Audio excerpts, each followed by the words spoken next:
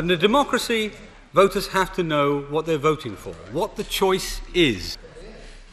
For that to work, the proposition has to come first, and the vote afterwards.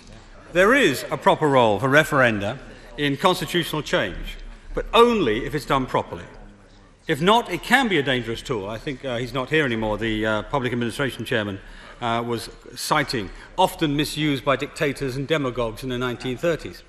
Referendums should be held when the electorate are in a position, the best possible position, to make a judgment. They should be held when people can view all the arguments for and against. And they should be held when those arguments have been rigorously tested. In short, referendums should be held when people know exactly what they're getting.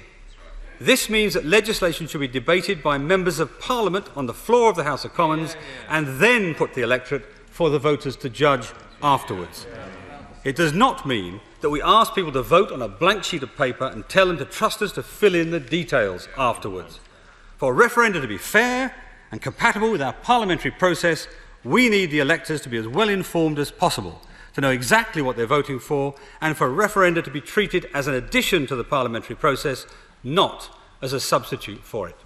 Major constitutional changes justify the use of referenda because the constitutional rights of our citizens are owned by the people themselves and not by politicians. However, it's important that referenda are not misused simply as a snapshot of volatile changes of opinion, perhaps as a result of pressure of government propaganda. That's why 𝗿𝗲𝗳𝗏 and John Smith used to talk about the settled will of the population. The concept of settled will is that of an idea that's taken root in the minds of the people, has resonance in their daily lives, and is a stable part of the way they think about the way the country should be run. It's because referenda are supposed to reflect the settled will of the people that we need to have thresholds below which they do not carry the day.